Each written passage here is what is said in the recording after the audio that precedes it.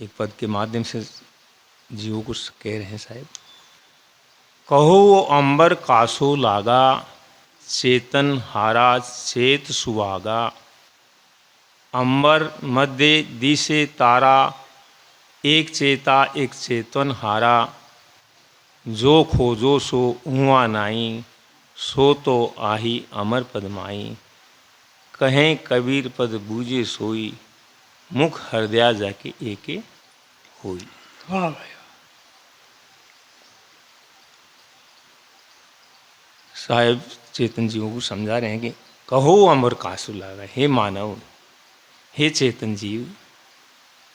अमर कहते हैं अमर जिसका कोई नाश नहीं होता है, जो तीन काल में अमर है। इस चेतन के ऊपर इशारा कर रहे हैं साहब, हे चेतन जी तू तो अमर है, तेरा स्वरूप का कभी नाश ही नहीं है, तेरा तीन काल में कोई नाश नहीं है, इसलिए तू अमर है, अमर स्वरूप है।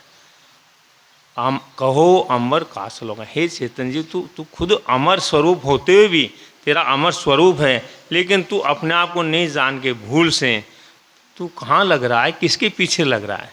कहो अमर कासू लागा, हे चेतन जी तू जो तेरे स्वरूप को भूल के तू जो बाहर जो भटक रहा है, इस मानंदी में भटक रहा है, इस खानी जाल में भटक रहा है, इस वाणी जाल में भटक रहा है, तो ये क्या है, ये तेरा एक धोखा है। वाणी जाल और खानी जाल ये दो ही तो जाल है सबसे बड़े।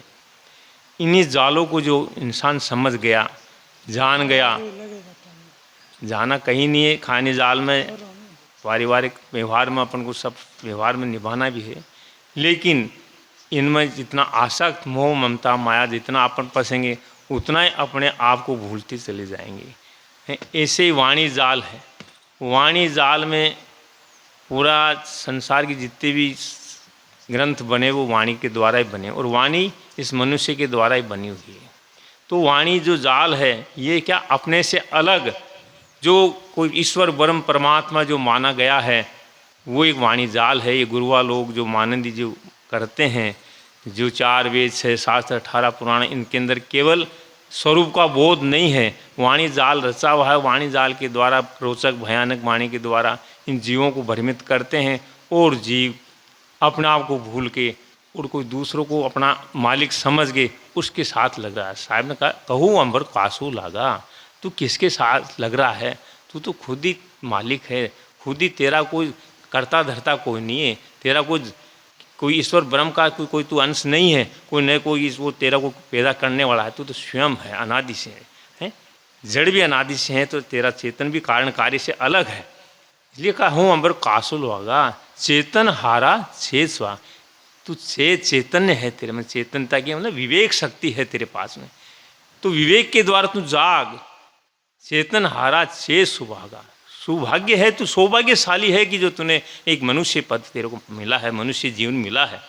कोई शुभ कर्म थे जब मनुष्य प्रारंभ से अपन को मनुष्य योनि मिली है, और मनुष्य योनि मिलके भी और अपन ने इस मनुष्य को ऐसे ही खो दिया तो फिर बेकार है। सामने कहा ना मानुष जन्म चूके अपराधी है, ये मानुष तू चूक रहा, अपराध कर रहा, तू अपने स्वरूप को नहीं बोझ पा रहा।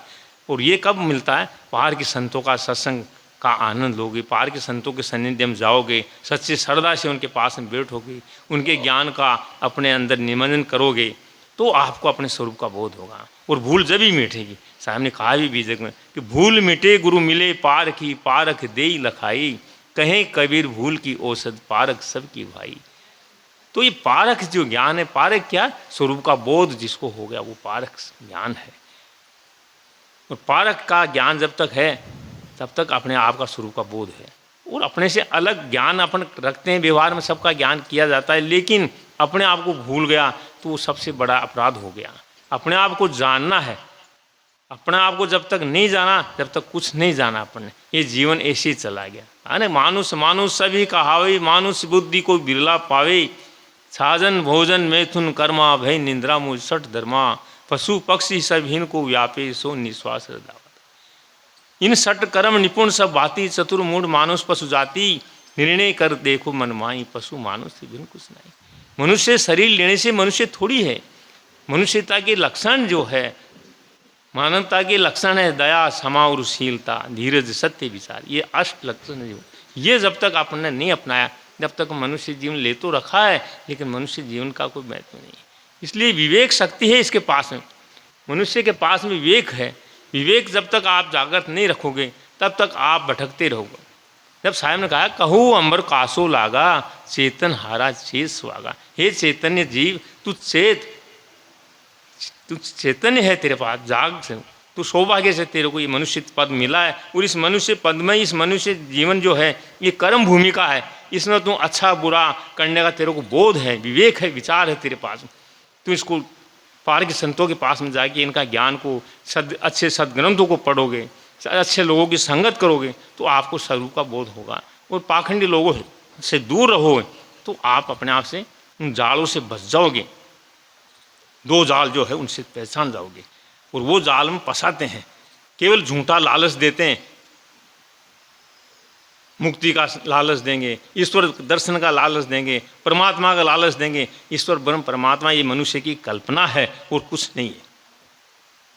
कबीर साहब ने कहा कि हंसा तू है आप सदा से, तेरे ऊपर और न कोई ढाकन किसका ढाकन। तू सदा से तू ही है, आज भी है, पहले भी था, आगे भी रहेगा।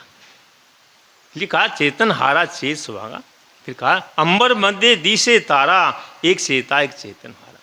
अंबर कहते हैं आकाश को भी अंबरकार, अंबर इस चेतन जीव को भी कहा है। तो अंबर जो रात को तारा दिखता है लेकिन वो भी दूसरे के प्रकाश से, कुछ तारे से प्रकाश से, कुछ स्वयं के प्रकाश से चमकता है। तो ऐसे तेरे पास में है चेतन जी, तू तो अमर स्वरूप, तेरे पास स्वयं प्रकाश है।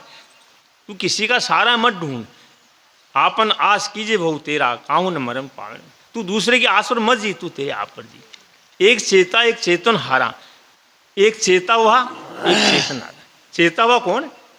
जो पारखी संत हैं, ये चेताते हैं जीवों को। तो इनके सानिध्य में रह के अपना जीवन का कल्याण करना चाहिए। मैं इतना ही कहकर मेरी वाणी को विराम दूंगा। बोले सद्गुरुदेव की। बहुत बढ़िया।